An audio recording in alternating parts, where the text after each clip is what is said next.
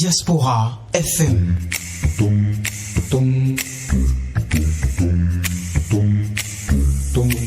Diaspora FM, en direct de la Fondation Espace Afrique Civre de Glodibi, c'est le pied. Le point 7. Le point 7. Votre émission de décryptage de l'actualité nationale et internationale sur Diaspora FM 102.3. Julien Kitty, bonjour. Ayez l'amabilité de diminuer le volume de votre audio que vous suivez avec autant d'attention, le temps de me permettre d'introduire cette émission Point 7 pour le compte de cette semaine. La semaine dernière, c'est vrai que vous m'avez déchargé et vous l'avez fait à ma place. Aujourd'hui, je reprends bien sûr les rênes. Vincent Fortuné à Sobois, bonjour. Bonjour Peggy Ludovic Dawa et bonjour à tous nos auditeurs de Diaspora FM. Et je salue également mon vis-à-vis Julien Kitty qui est ici ce matin concentré sur son smartphone. Vraiment. Est-ce que vous souhaitez qu'on aille chercher à savoir pourquoi est-ce qu'il écoute ou bien on l'oublie et nous continuer l'émission quand il va retrouver un peu de temps, il va nous revenir. Je suis sûr que dès que il va finir de se déconcentrer sur ce qu'il est en train de suivre, je crois qu'il va revenir et il sera avec nous.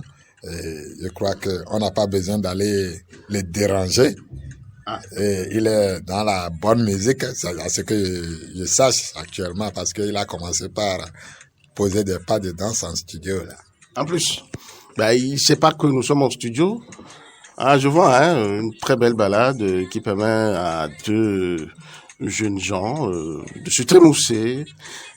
Julien Kitty, revenez vers nous, s'il vous plaît. Merci beaucoup. Les auditeurs nous attendent. Vous voyez comment vous avez subitement retrouvé de l'inspiration pour décrire ce que vous voyez sur mon téléphone. Bon, ça montre que je sais ce qui vous inspire. Donc, je sais ce qui peut vous arracher à votre concentration. Alors, je dis bonjour à tous les auditeurs de Diaspora FM. Je leur dis que je les aime, mais je piaffe souvent d'impatience de revenir les voir à ce rendez-vous. Et aujourd'hui, comme les autres fois, ce sera toujours avec le même plaisir. Alors, vous piaffez d'impatience, vous l'avez dit, et franchement, c'est vrai, parce que je vous dis pas, chers auditeurs, déjà le mercredi, il me donnait la trame de cette émission Point 7 de ce vendredi. Pourquoi vous étiez si excité déjà de retrouver Point 7 depuis mercredi? Oui, pour deux raisons fondamentales. La première, c'est que dans un contexte où l'information est, et ça c'est lié au monde entier, l'information est de plus en plus manipulée.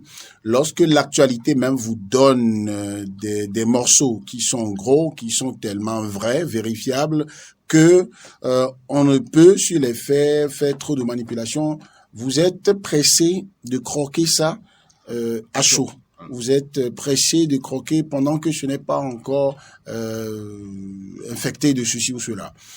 Parce que dès que les réseaux sociaux s'en mêlent pendant longtemps, eh bien, ça dénature tellement les choses parce qu'il y a tellement de cancres qui se découvrent des talents d'analystes sur les questions que l'opinion est suffisamment manipulée négativement avant que vous ne veniez pour faire l'éclairage. Ça vous demande un travail double.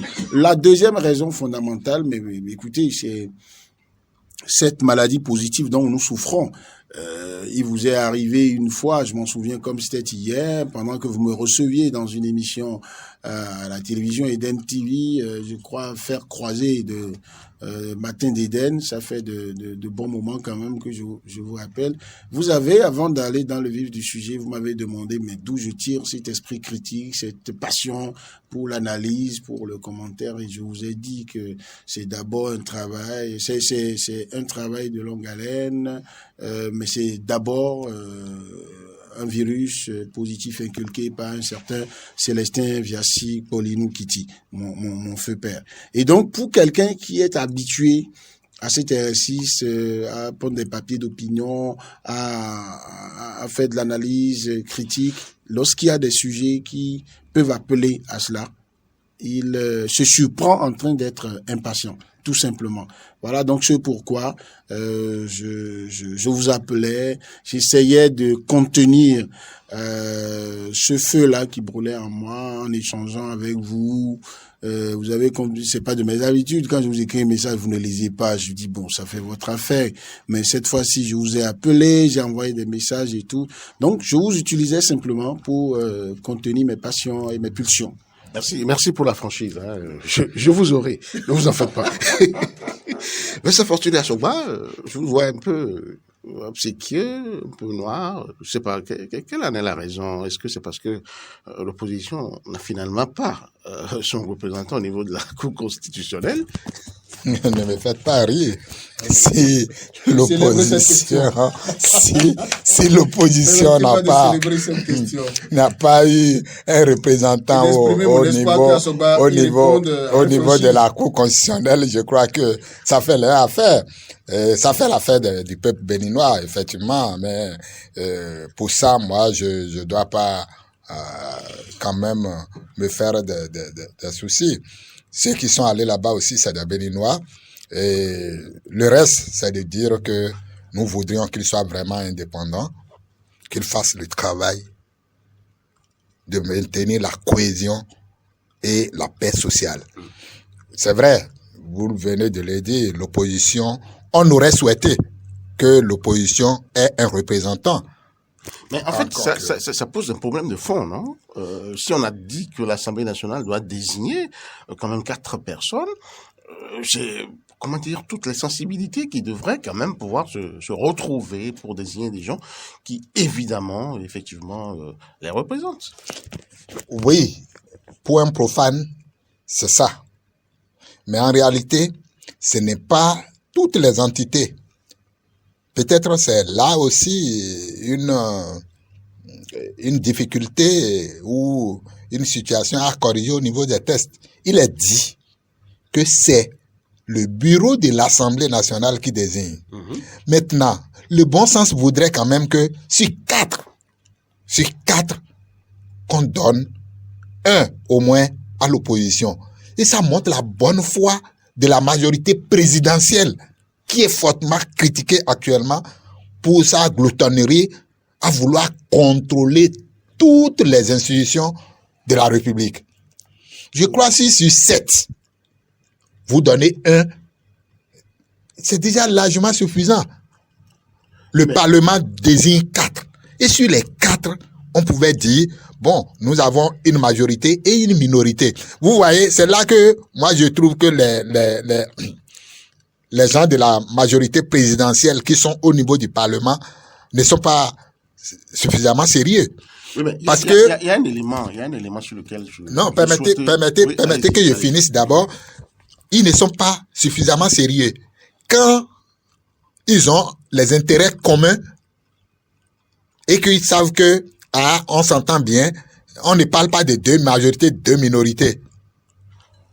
Et ils s'associent, allez, paf, et ça passe. Mais quand il s'agit d'autres intérêts, on commence par discuter. Et on détaille tout et on montre que tel n'est pas supplétif, tel n'est pas complétif, tel n'est pas... Non, je crois que pour une fois, pour montrer au peuple béninois qu'ils ne sont pas ce qu'on les colle, c'est que l'opposition, l'école, c'est que la majorité des Béninois, permettez-moi de dire ça, les reproches, il aurait pu dire, on donne un à l'opposition. Si on devait tenir compte de la configuration du bureau du Parlement, l'opposition a un représentant et le BR a 2, l'UPR a 3. C'est ça la configuration actuelle de l'Assemblée nationale. Voilà.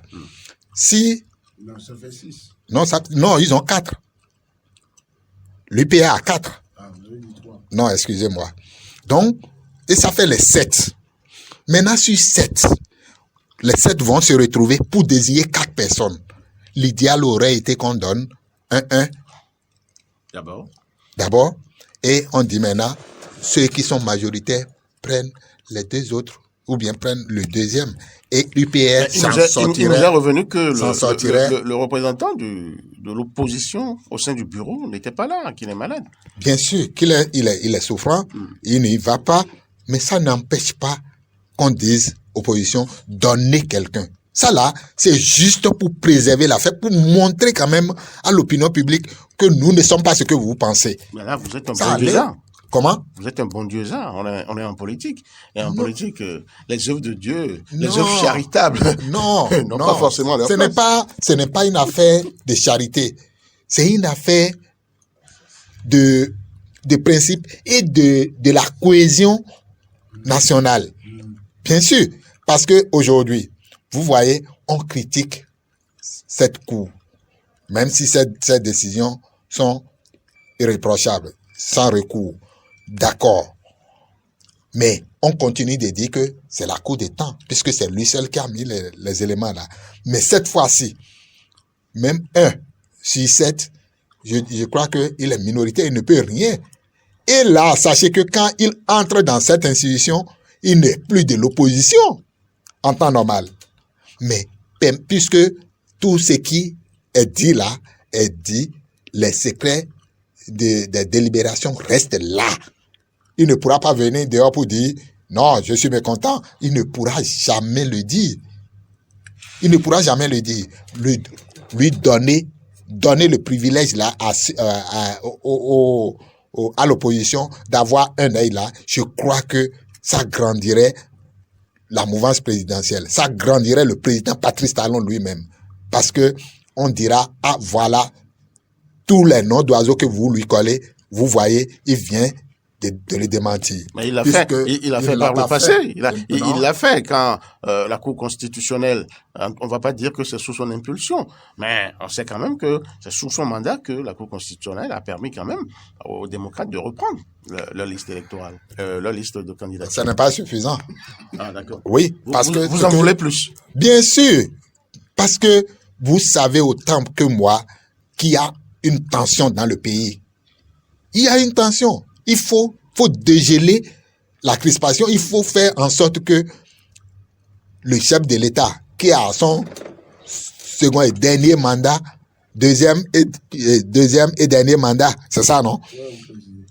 Il va de son avantage de montrer qu'il est un bon père de la nation. Ça, c'est au Bénin que vous parlez de père de nation, hein? Sinon, ailleurs, c'est le président de la République. Oui, mais pourquoi voulez-vous voir forcément un père de la nation? Mais c'est le numéro 1. C'est où la mère de la nation?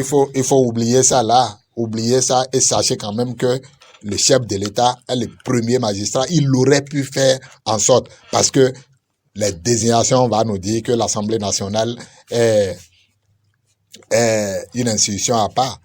Mais tous ceux qui sont là ne pourront rien sans son intervention.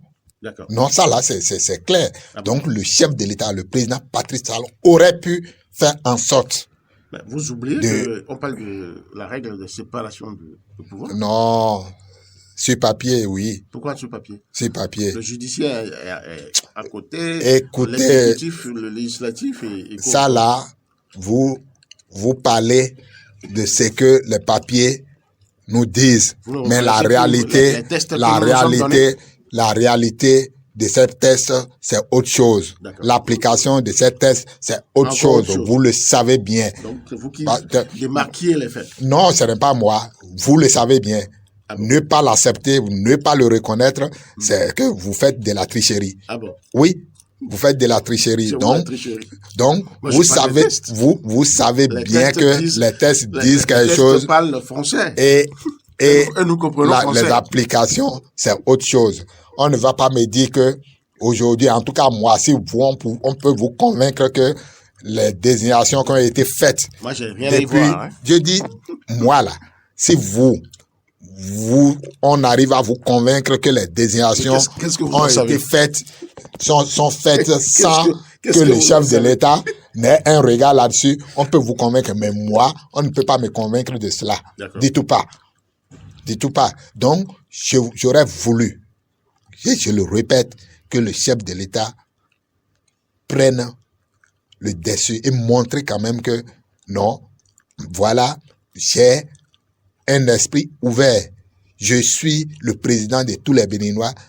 Allons dans le sens Est-ce qu'il où... vous passe par l'esprit, Vincent Fortuné Asoma, que le chef de l'État peut bel et bien conseiller cela, mais que ceux qui doivent acter décident de faire autrement? C'est arrivé. J'en doute fort. Ah non. bon? Ouais, j'en doute très fort. Mais c'est arrivé ici. Non, je vous dis, j'en doute très fort. Ce ne serait pas avec le président Patrice Talon. Je vous rappelle le cas de la Sénat où le chef de l'État a démontré son envie de voir au moins une femme figurer dans les représentants de la nation au sein de la Commission électorale nationale autonome. Mais ils en ont décidé autrement, au point où il a été obligé de faire remplacer un de ses mandants par une femme à la Sénat. Il aurait pu faire ça encore. Ça s'est passé. Je dis, il aurait pu encore faire ça au niveau de la Cour constitutionnelle. Non, si c'est ça le cas, il aurait pu encore faire ça.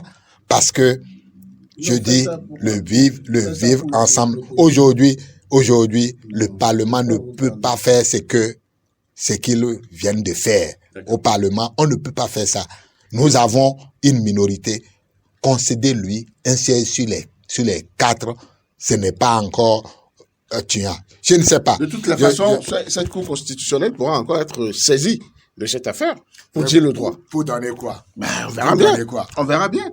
Ça, c'est les cas dont les juristes raffolent. Nous allons attendre de voir. L'opposition a tout lieu de porter recours. En tout cas, moi, je n'attends pas grand-chose qu'on dise que moi, là, je suis juge de Cour constitutionnelle. On porte un recours, on dit que si demain, je m'associe à une décision qui dit non, on doit donner un siège à l'opposition. Si c'est mon siège, on va prendre, je sais. D'accord. Vous n'êtes pas alors détaché de l'intérêt. Julien Kiti, vous avez suivi un peu l'analyse, le développement fait par Vincent Fortuné Asoma. Je sais qu'ici, le débat a eu cours, je crois, c'était la semaine dernière, vendredi dernier, où on se demandait si c'est selon la configuration de l'Assemblée nationale que les membres de la Cour constitutionnelle, les nouveaux, seront désignés, ou si c'est selon le bureau de l'Assemblée nationale. Là, je crois que c'est le bureau de l'Assemblée nationale qui a le droit de désigner ceux qu'il faut. Mais est-ce que, Julien Kiti, parce que le bureau respecte la configuration de l'Assemblée nationale, la configuration politique de l'Assemblée nationale, les désignations qu'il devrait faire ne devraient pas respecter aussi la configuration politique de l'Assemblée nationale? Ben, écoutez, tout dépend. C'est une question de droit. Oui, c'est une question de droit, mais qui appelle aussi à des notions de mathématiques. Parce que quand vous voulez dire une répartition équitable, d'accord, une répartition qui respecte la configuration d'un groupe, selon les référentiels que vous choisissez en statistique, vous pouvez vous retrouver avec une catégorie représentée au sein du groupe, mais tellement en minorité que la catégorie-là n'arrive pas à lever un siège, si on peut parler ainsi. Je ne sais pas quelles sont les clés. Quelle est la clé de répartition qu'ils ont adoptée? En statistique, ça se fait comme ça. On peut vous dire, par exemple, c'est à partir de tel barre. Bon, écoutez, nous sommes en politique ici. Oui, nous sommes en politique. Moi, je suis désolé de vous interrompre. En politique, vous avez dit, donnez au moins 1. Sur quelle base vous avez choisi le chiffre 1? C'est parce que vous voyez que UP a plus de membres dans le bureau que vous n'avez pas dit que UP va prendre 1, démocrate va prendre 1. Si vous proposez que Bloc républicain prenne 1, d'accord, et que, comment il s'appelle, les démocrates prennent 1, et que les autres prennent 2, c'est parce que vous estimez que démocrates et puis Bloc républicain ont, je crois, c'est 28 députés chacun, non? Bien sûr. Vous ne faites pas de la statistique comme ça? Vous ne faites pas la règle de 3? Vous ne faites pas parce qu'ils ont UPA ceci, il a droit à 2. La conséquence, c'est que celui qui a la moitié de ça a droit à 1. Votre statistique est en train de s'écarter de celle que moi j'ai fait. C'est le basique pour respecter juste la configuration. Mais là où vous allez et que je suis intervenu, c'est que vous parlez déjà de clés de répartition. Non, si vous allez là, on va fausser les débats. Pourquoi je dis, j'insiste là-dessus. Bon, ok, je vais vous expliquer quelque chose de très clair. Moi, je n'ai pas vocation dans ce débat à suivre un cours d'idéologie politique chez vous. C'est ça ce que vous n'avez pas compris. Je n'ai même pas vocation à être d'accord avec ce que vous proposez et que vous considérez comme juste. Je n'ai pas non plus vocation à systématiquement contester ce que vous dites. Mais j'essaie de m'expliquer quelque chose. Parce que je suis de ceux qui pensent que l'information que Fortuné Asogba donne par rapport à monsieur Akossi, à qui on souhaite prompt rétablissement, lié à son état de santé, selon moi, ne devrait pas empêcher si tant est qu'on veut donner une place à l'opposition dedans. C'est ce qu'il a dit. Non, ce n'est pas la présence physique de la personne. Ouais, il l'a dit. Il l'a notifié. Oui, mais ce n'est pas. Donc, il n'a pas besoin d'être là pour que. C'est pas une bagarre qui se fait pour dire. C'est pas un partage de mangue après maraudage où dit tu prends un, et donc comme tu n'es pas là, tu prends pas. Voilà. Maintenant, je dis comment un groupe de 7 personnes composé de 3 entités en vient à se partager 4 places. Parce que c'est dit... Ça prend en compte une entité. Une entité. C'est 2 possibilités. Soit, ils se sont entendus, parce qu'on dit le bureau désigne, sur la base, en tenant compte de la configuration du bureau, ou bien de la configuration politique de l'Assemblée. Écoutez, la loi n'est pas allée dans les détails en disant, si c'est 5, vous prenez tant, c'est tel. La loi n'a pas dit des pourcentages. Ça veut dire que pour désigner chaque fois, ils ont besoin de s'entendre sur un minimum de concessions qui se font. Bien sûr. Ça veut dire qu'ils peuvent choisir une clé de répartition. Si après on n'est pas d'accord avec cette clé de répartition, c'est un autre débat. Ils peuvent choisir une clé de répartition qui peut-être a conduit à éliminer les démocrates dans la désignation. Mais après, tout démocrate, et je ne dis pas tout membre du parti, les démocrates, tout démocrate, tout citoyen soucieux et pris de démocratie, devrait souhaiter que, autant que faire se peut, toutes les sensibilités représentées aient de représentants. Encore que l'expression représentant me dérange, je vous le disais depuis. Et maintenant, quand Fortuné, tout à l'heure, il a voulu honteusement profiter de quelque chose que lui-même contestait, je vais m'expliquer. Oui, parce que quand vous avez, et ça c'était le piège, quand vous avez donné l'exemple Peggy Ludovic Dagba démontrant votre attachement à la séparation, au principe de séparation des pouvoirs, pour dire que lorsque les parlementaires, le chef de l'État a souhaité que parmi leurs représentants à la Sénat, il désigne dedans une femme, et qu'ils ne l'ont pas fait, ça montre qu'ils ont pris de l'indépendance vis-à-vis de lui, et qu'il a été obligé lui-même, parmi ceux qu'il doit désigner, de remplacer un de ceux qu'il avait choisi ou qu'il devait choisir par une femme à la Sénat. Qu'est-ce qu'il a dit? Il dit, donc il peut toujours faire la même chose. Il peut toujours faire la même chose par paradigme des formes. Donc, Talon peut aujourd'hui décider de dire, comme démocrate n'a pas trouvé place là-bas, je donne un à démocrate. Un président de la République au pouvoir, il a vocation à, dans les institutions, dans un contexte... Jamais dit ça. Donc, non, l'exemple de femmes que lui donne, ici, il n'est pas question de femmes. Il n'est pas question de femmes. Donc, bah, en réalité, vous dites qu'il peut faire, il peut aussi donner non, en réalité, aux démocrates. Vous l'aviez dit, c'est vrai que certainement, il m'a piégé, mais je ne suis pas tombé honteusement dans le piège, comme vous le dites. Parce que, j'ai dit, changeons l'adverbe alors. C'est fièrement que vous êtes tombé. Parce que dans l'absolu, vous êtes tombé dedans. Calmez-vous. Vous avez dit, il peut encore faire ça. Parce que je n'ai pas dit d'aller désigner un membre de l'opposition. Je l'ai jamais dit. Qu'est-ce qu'il peut Je l'ai jamais dit. J'ai dit déjà. J'ai déjà dit. Il faut que vous répondiez à ça. Oui, attendez. Calmez-vous. Je vais y revenir. Je vais y revenir. J'ai dit. J'ai déjà dit. Qu'est-ce que Talon devrait encore faire? Patientez, écoutez-moi. Puisque je l'ai dit, et je vais encore le répéter, si vous voulez. J'ai dit, tout ce qui a été fait là, l'exemple de Peggy ne me convainc pas, parce que tout ce qui a été fait, J'ai insisté là-dessus. Tout ce qui a été fait au Parlement, on ne me dira pas que le chef de l'État n'a pas eu son mot à dire là-dessus. Du tout pas. Mais voilà, malgré son mot. Jamais. Lui t'a donné au moins une preuve. Malgré son mot. Désolé, non. Malgré son mot, Vincent Fortuné Assogba, Quelle indépendance? ce que réclame Quelle indépendance? Julien Kiti. Ceux-là, ceux qui ont voté des lois et qui vont demander le lendemain. Attendez. Qu'est-ce que vous souhaitez que le chef de l'État fasse en l'État maintenant pour quand même voir pour que les démocrates représentés au sein de la Cour constitutionnelle? Le verre est tiré. Le verre est tiré. Je l'ai dit, j'ai dit ce qu'il devrait faire déjà. Il devrait insister. Et donc, pour vous, il ne peut plus intervenir maintenant? Mais les gens sont choisis. Oui, mais il peut toujours remplacer. Ah, bon. Attendez de voir. Si ça arrive, d'accord. On accepte. Donc, vous voulez quand même qu'il désigne quelqu'un qui permette en tout cas la désignation parce qu'il m'arrache la parole. D'un membre de l'opposition. Non. Moi, je dis, l'idéal, c'est ça.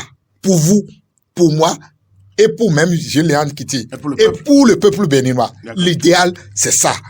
Maintenant, si eux politiques choisissent le contraire, non, nous on est en train de faire le travail qui est le nôtre ici. On leur a dit. Voilà, ça a tiré l'attention sur le fait que voilà ce qu'on doit faire pour préserver la cohésion nationale, pour préserver la paix, pour rassurer tout le monde. Voilà, c'est ça. Finalement, Julien Kiti, Vincent Fortuné Assogba est d'accord avec vous. Donc, vous pouvez poursuivre. Bon, alors, moi, je vous dis une chose.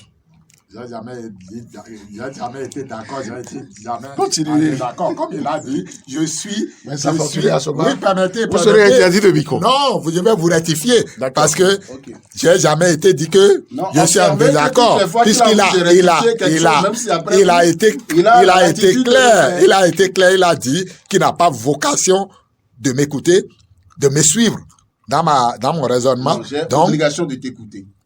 Non, j'ai dit d'accord, oui, bien sûr, que tu n'as pas l'obligation d'être d'accord. On va devoir évoluer.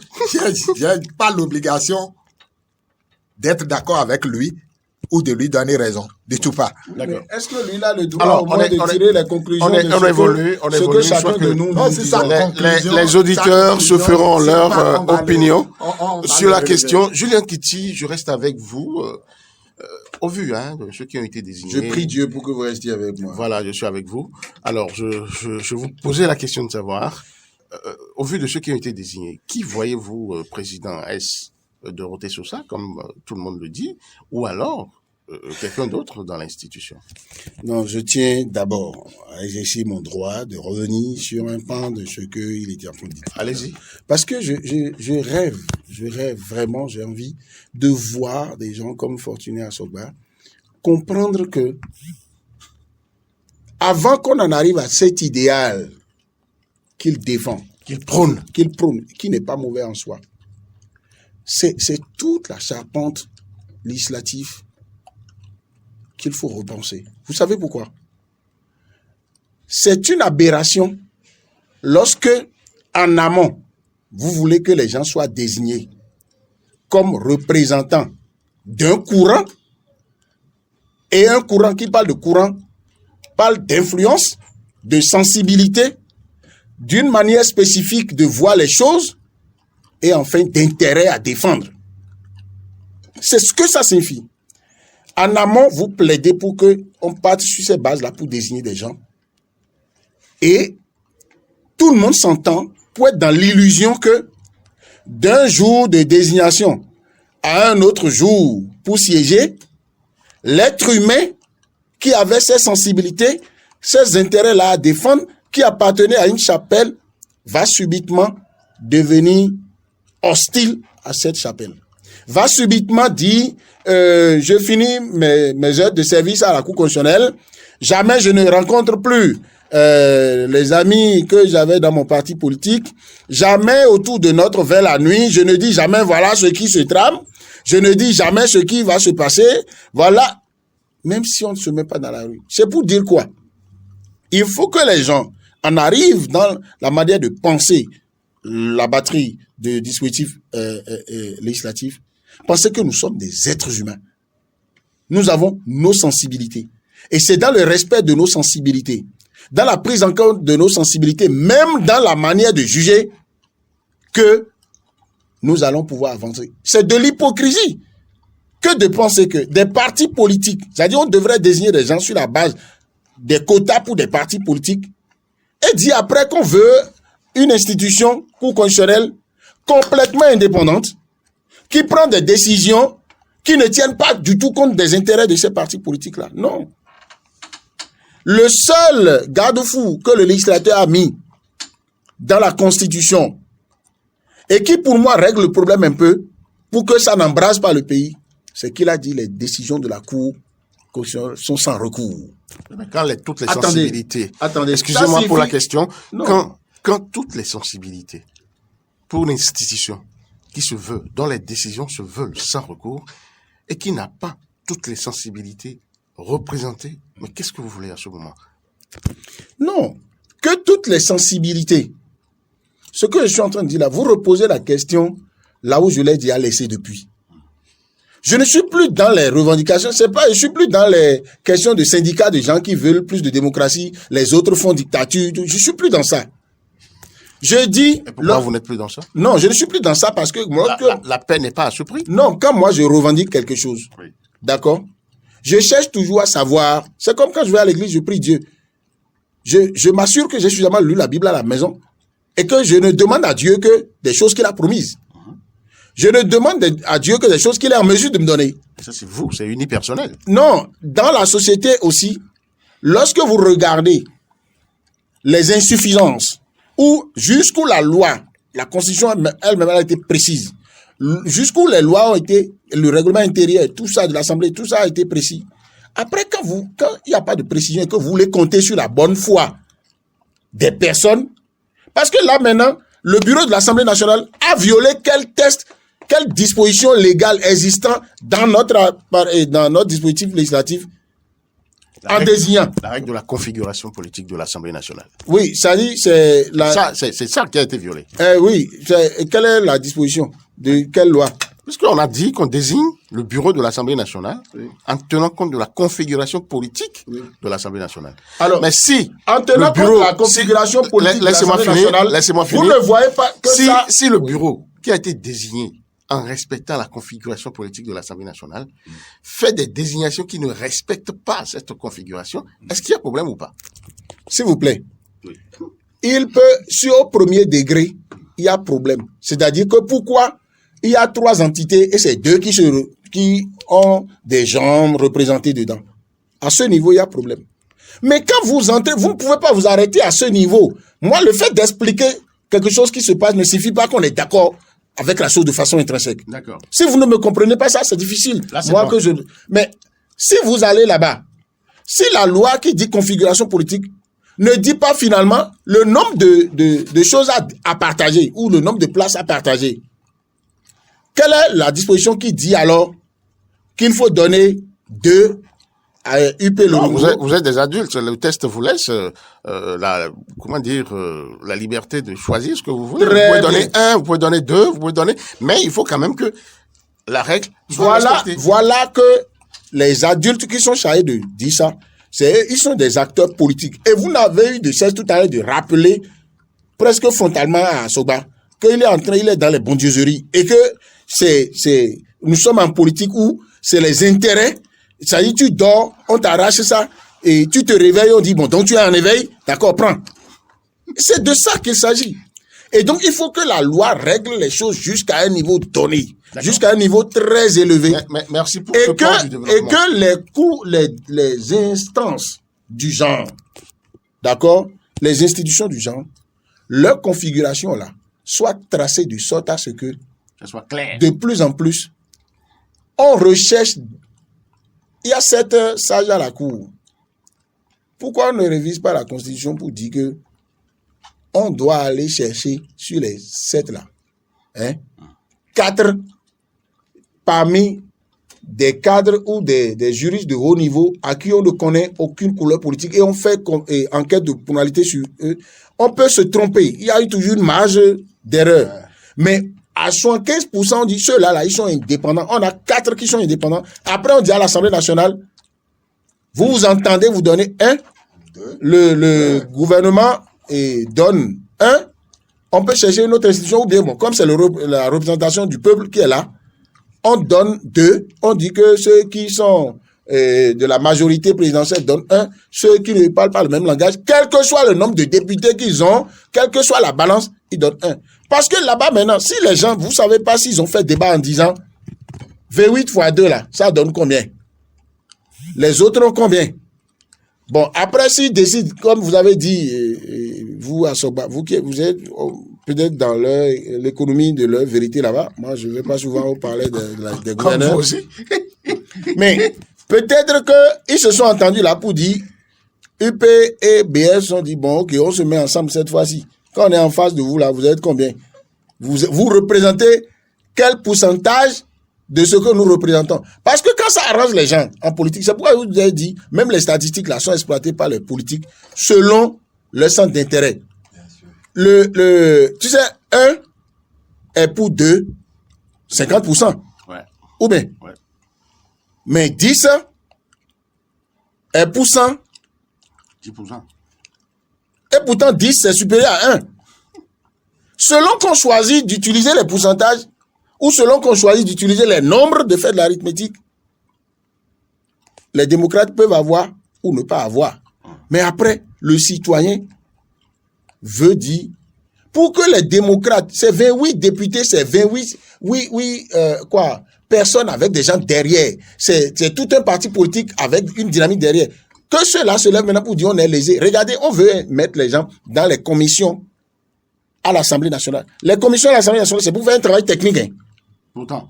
Pourtant, depuis d'abord UP et le Bloc républicain, ils ont dit c'est nous. Ils ont fait ça d'abord. Les démocrates disent jamais. On dit il faut reprendre. Ils vont là-bas pour reprendre, ils ne s'entendent pas depuis. Finalement, maintenant, les plaintes ont changé de camp. C'est UP, le Renouveau et le Bloc républicain qui ont porté plainte contre les démocrates et à la Cour constitutionnelle maintenant.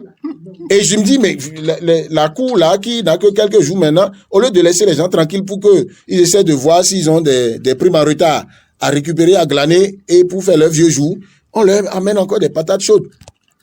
Et pendant ce temps, la Cour vient de renvoyer... Le mandat doit aller à son terme. La Cour vient de renvoyer l'audience au 10 juin. La nouvelle Cour s'installe quand?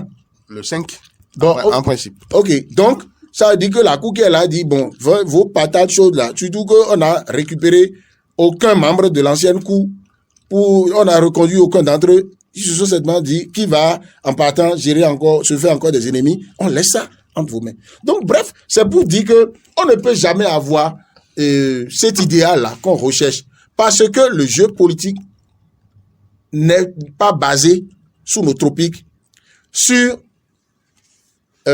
l'envie de servir le grand monde. Le grand monde d'abord. Non. Parce que, regardez les partis politiques. Il faut que les partis politiques se constituent sur la base d'idéologies fermement ancrées dans la tête des militants. Les idéologies existent. Mais combien de militants de partis politiques maîtrisent ça? Combien de dirigeants pensent que... Encore 3 minutes sur ce débat-là, et puis nous allons changer combien de de dirigeants sont prêts à dire ça? Maintenant, vous parliez de qui veut être président. Qui voyez-vous? Non, écoutez. Vous, président? Moi, je vais simplement me baser sur ce que chez eux encore ils appellent jurisprudence. Bon, c'est vrai que ce n'est pas chose jugée ici, mais je vais me baser sur l'habitude. Il peut y avoir un revirement jurisprudentiel. Très bien, c'est encore eux qui ont inauguré ça. Et puis ça enrichit la théorie juridique. Mais on a pris l'habitude d'avoir des présidents de cours constitutionnels qui sont des juristes. Ouais. Juristes de haut niveau, comme ils le disent. Depuis la cour Poyon jusqu'à la cour qui est là maintenant. Décidément, j'arrive pas souvent à garder le nom celui qui est en train de partir. Amouda Razaki. Amouda Razaki. Donc, jusqu'à cette cour-là, je crois qu'ils sont tous juristes. Là, maintenant, quand on regarde dans le lot, ceux qui sont désignés, c'est vrai, il y a plusieurs juristes dedans. La plupart sont des juristes. Ce sont des juristes. Mais bon, écoutez, il y a juriste dans juriste. Quand vous regardez la carte de visite de Dorothée Sousa, c'est quand même assez lourd. Mais quand vous prenez une dame comme le professeur Dandignamou, c'est assez... Peut-être que on va revenir à la fierté d'avoir une femme à la tête de la Cour constitutionnelle. Pourquoi pas? Moi, ça va être très élégant si on mettait le professeur Dandignamou à la tête de la Cour constitutionnelle. Elle aura l'avantage, certainement, je ne connais pas l'âge des autres, d'être relativement jeune, d'être une femme et d'avoir confirmé ses compétences technique en matière de, parce elle va partir de la Cour suprême là maintenant. Voilà, pour venir là et pour tout ce qu'elle a montré en matière de maîtrise de droit constitutionnel et administratif et en matière d'expérience dans les institutions. Parce que c'est très important d'avoir fait les institutions, de savoir comment ça fonctionne. Donc c'est le genre pour vous. Voilà. Donc si étant très défenseur, très grand défenseur à loisir de la masculinité positive, j'estime que ça demande à ce que nous soyons heureux facilement à dire la femme qui mérite, qui a les compétences, puisse prendre. Et le professeur Dorothée Sousa sera là en tant qu'ancien, lui, il a été ministre de la République, il a été à la cour de l'UEMOA ou de la CEDEAO, je sais plus. Et c'était en Afrique centrale. Voilà, et donc, et puis c'est un professeur vraiment de haut niveau en matière. Est-ce que vous savez qu'il fut mon professeur à l'université? Mais le mien également. Je crois qu'il a gardé beaucoup je me demande s'il n'a pas été professeur des gens comme Joseph Djogbenou, de tous ceux-là. Donc c'est énorme. Maintenant, il fut le maître de mémoire de Joseph Djogbenou. Bon, voilà. Donc et il est le professeur de Jules Adiaka, de Michel Adiaka. Alors, donc, quand vous êtes dans ces conditions-là, pour que ça ne ressemble pas simplement à un amphithéâtre où le professeur et ses étudiants sont là, on choisit donc d'aller chercher la dame, d'accord, qui a du charisme également, elle n'est pas là pour être manipulée. Et puis on l'entoure avec beaucoup de tendresse. Son agent de communication. On aura compris. Voilà. Merci beaucoup. Parce qu'après Pognon, Madame Pognon, on n'en a plus. D'accord. Non, il est dans son rôle, certainement. Il est déjà proche du cabinet de Dandignamou. C'est tout le mal qu'on peut lui souhaiter, hein. Donc, ne nous oublie pas, dès que tu es à la droite, une fois à la droite, non, ici c'est de la mer, on dira certainement. D'accord. Ne nous oublie pas, nous on est toujours ici, on va garder la maison point 7. Au pays, pour les fois que vous dites du bien de quelqu'un, permettez qu'on nous... Donc, rassurez-vous, on va garder la maison point 7 pour vous. Et une fois là-bas, souvenez-vous de nous. Non, vous savez, la question de qui va être le prochain président, je crois que autant qu'ils sont candidats à ce poste. Autant qu'ils sont. Puisque une fois désignés, c'est que tu peux postuler. Je crois bien, hein. Donc, autant qu'ils sont, maintenant... C'est une affaire de consensus, hein. Voilà. Ils s'entendent autour et puis on choisit quelqu'un. Et aussi, une affaire de celui qui les envoie. Qu'est-ce qu'il pense? Mais pourquoi vous avez toujours les yeux dans le rétroviseur? Vous m'avez désigné, je ne vous reconnais Julian plus. qui a dit quelque chose de très important et très capital tout à l'heure. Le premier objectif en envoyant cela, ce n'est pas pour servir le grand public. Non. C'est pas moi qui l'ai dit et vous le savez aussi. Donc, ce n'est pas pour servir le grand public. C'est pour servir l'intérêt d'un groupuscule d'abord.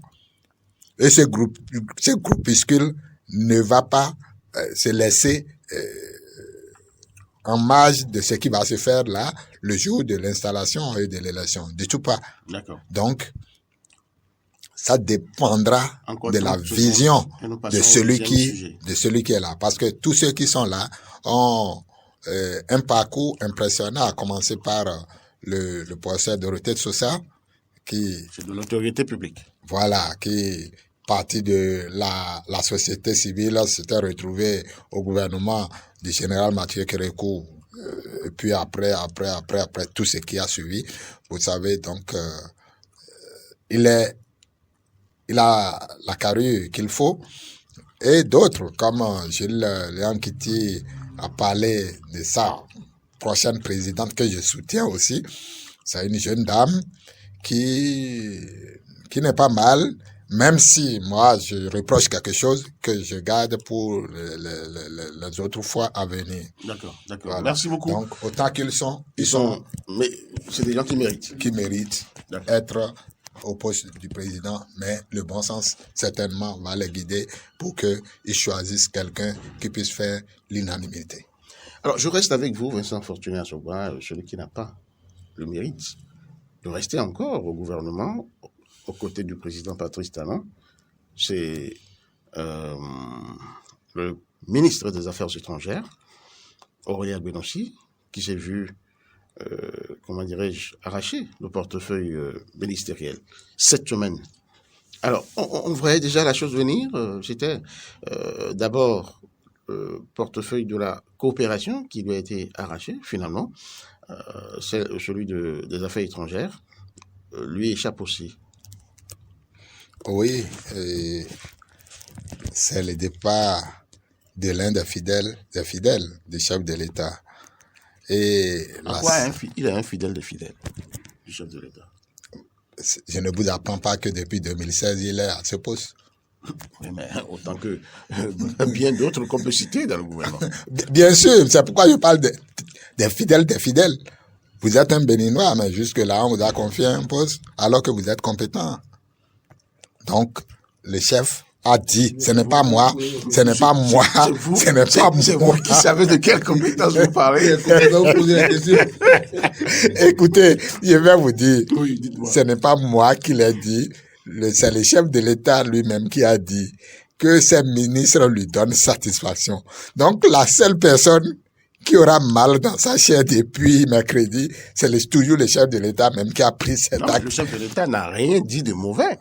Et si jusqu'à cet instant précis, les gens lui donnaient satisfaction, et que l'instant d'après, les gens commencent à l'énerver, ou à ne plus rendre, la mission selon ce qu'il faisait et qui le satisfaisait, mais c'est normal qu'il s'en sépare. Le temps là est trop court pour qu'on dise que le monsieur a entre griffes déconné pour que ça nécessite cela. Vous savez, vous l'aviez déjà dit, on sentait la chose venir déjà.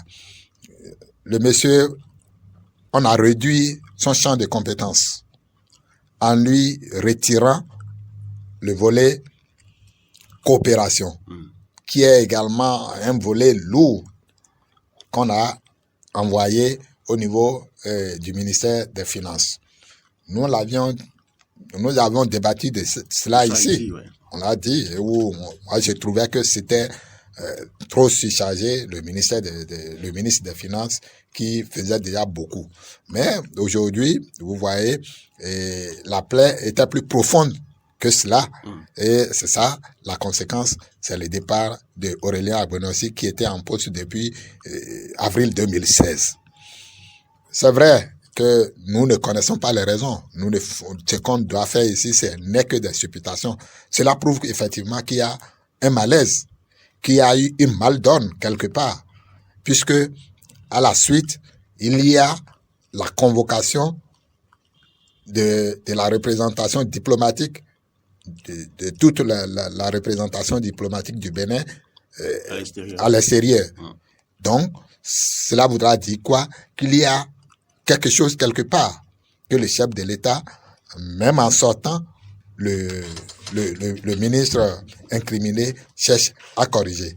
La plaie est vraiment plus profonde que ça, que de dire il est sorti du gouvernement. Ce qui est certain, si aujourd'hui on n'a pas des raisons venant de l'autorité de ce départ-là, je crois que avec le temps, les jours à venir, on aura des bribes d'informations sur la situation et on pourra mieux débattre de cela au cours d'une émission ici pour le bonheur de nos auditeurs.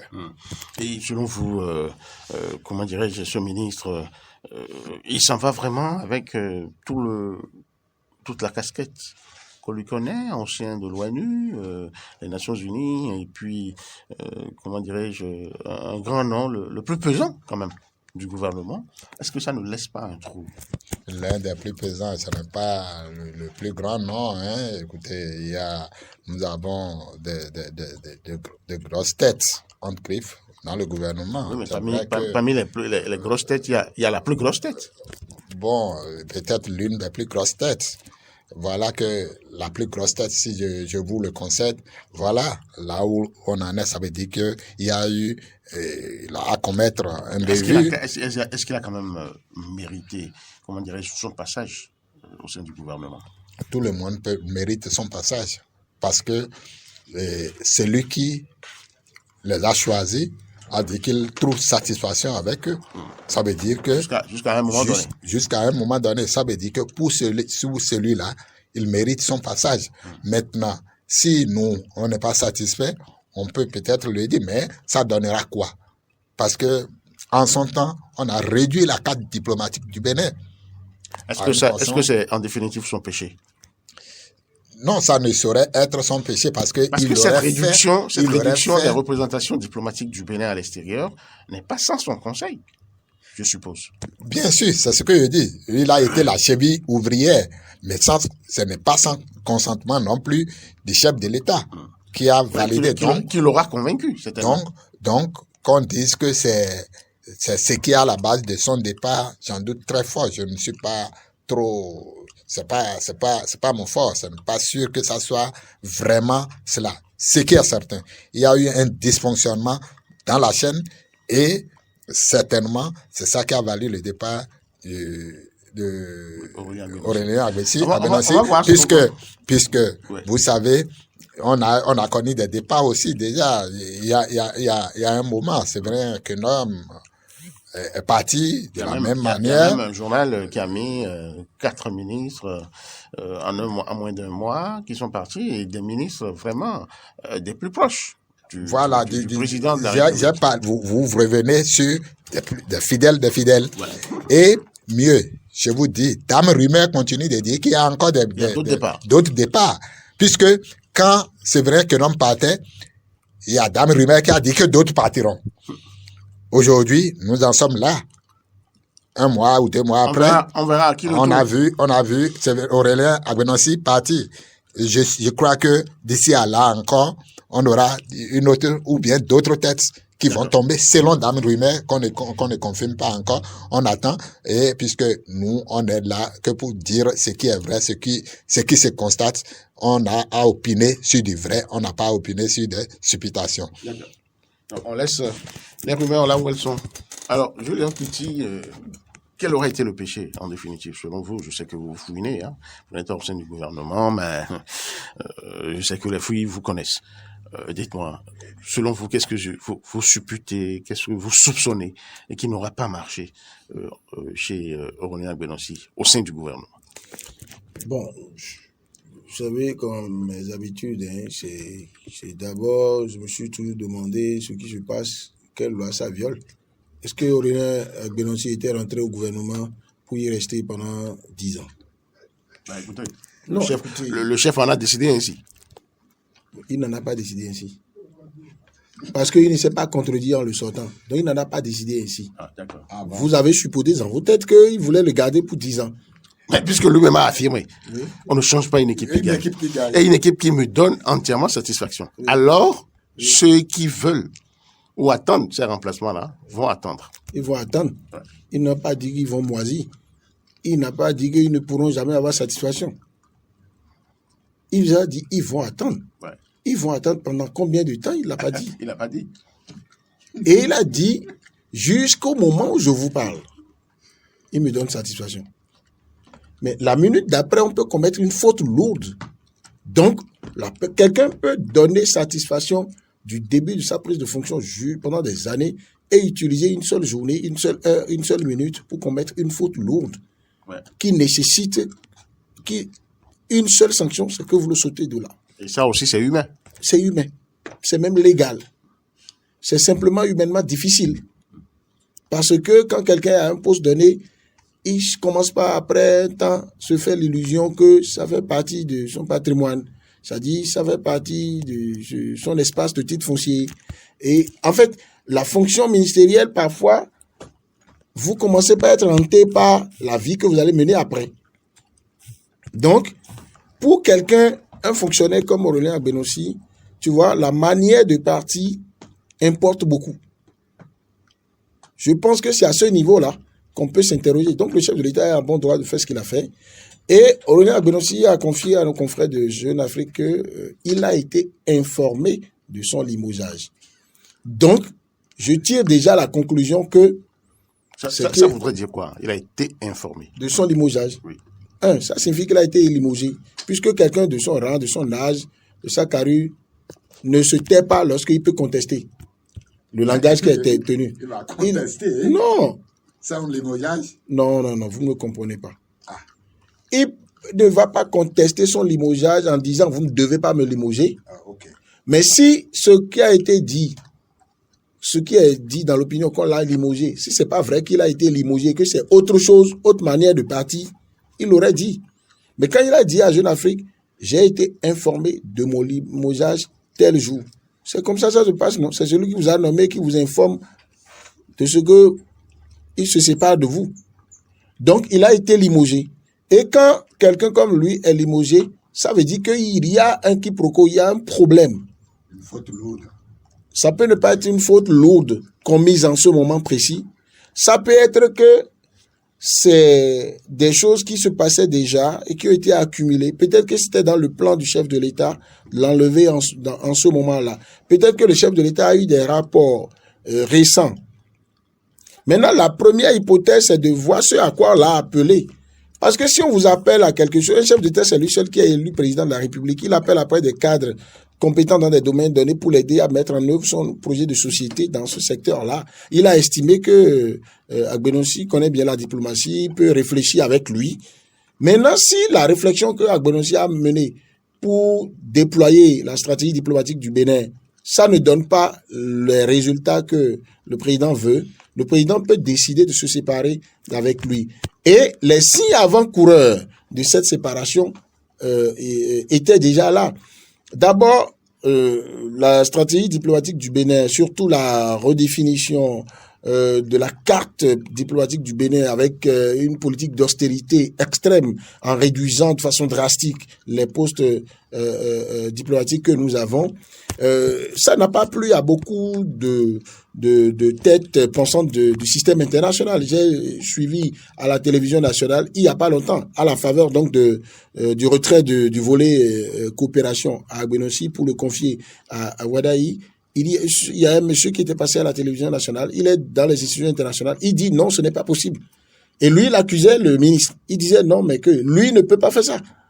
Il dit que ce qui est fait là, il a donné un exemple, par exemple, que c'est pas possible qu'on mette l'ambassadeur du Bénin près la France, qu'on lui mette plusieurs dizaines de postes au cou, qui ne peut pas gérer. Que déjà un ambassadeur africain dans ce système-là, il faut qu'il ait assez d'écran pour tenir, parce que la diplomatie, c'est une question de rapport de force, de négociation. Encore 2 minutes et nous allons sortir de cette émission. Et qui ne peut pas aller à une réunion en France à 8h, à 9h être à Berlin, à 10h être ailleurs et tout. Donc, que ce n'est pas normal. Et que chaque pays dont vous supprimez le poste diplomatique se dit, vous ne me considérez pas.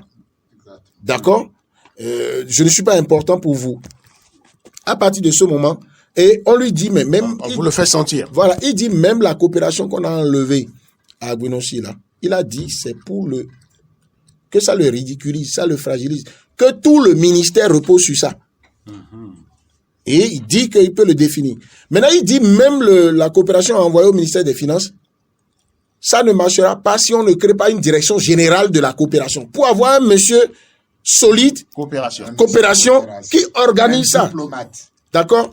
Et qui, donc, le ministre ne supervise que ce qu'il fait et lui donne les orientations. Et il est capable d'éclairer le ministre là-dessus. Sinon, si on va déposer la coopération là comme direction technique qui est là, que ça ne marchera pas.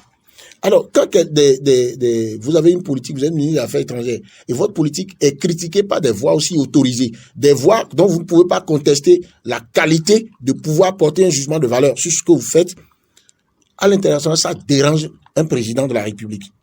Il peut en tirer la conclusion. Je ne sais pas là où le président Patrice Talon et puis Agbenossi se voient pour discuter des options. Je ne sais pas si c'est le président qui décide de ce qui va être fait ou bien c'est lui qui dit au président faisons comme ça. Si c'est lui qui dit au président faisons comme ça et que le président se rend compte qu'il a conduit dans le mur, j'ai mis des hypothèses. C'est normal qu'il se fâche. C'est normal qu'il se fâche. Alors donc maintenant à côté de ça, certains ont lié ça en regardant le timing au fait que le Bénin ça a été un coup dur pour l'image de la diplomatie béninoise que notre président de la République n'ait pas été du côté du Nigeria à l'inauguration de la raffinerie de Dangote. Il faut pas voir la personne de Dangote. Ça, c'est le numéro 1 en Afrique et c'est le numéro 6 dans le monde entier en termes de raffinerie. Donc, c'est une fierté pour toute l'Afrique. Que tous ces chefs d'État soient là. Qu'il y ait un coup de froid entre le Nigeria, le Bénin ou bien les dirigeants, ou entre Dangote et le président Patrice Talon, encore qu'il faut vérifier, ou pas. La diplomatie ne connaît pas ça.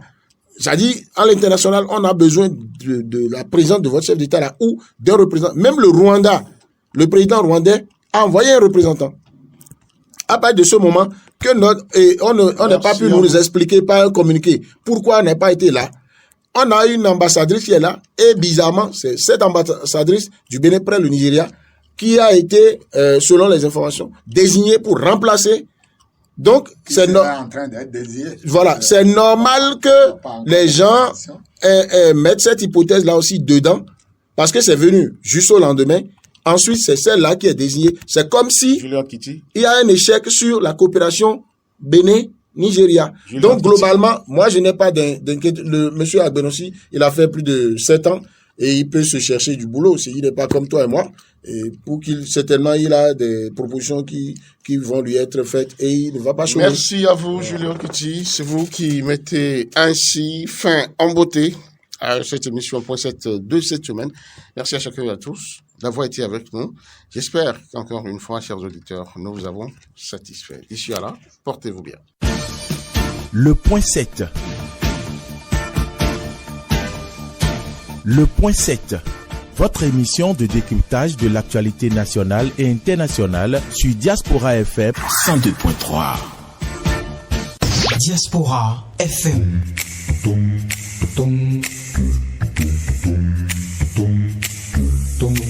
Diaspora FM, en direct de la Fondation Espace Afrique Civre de Glody Bibi, c'est le pied.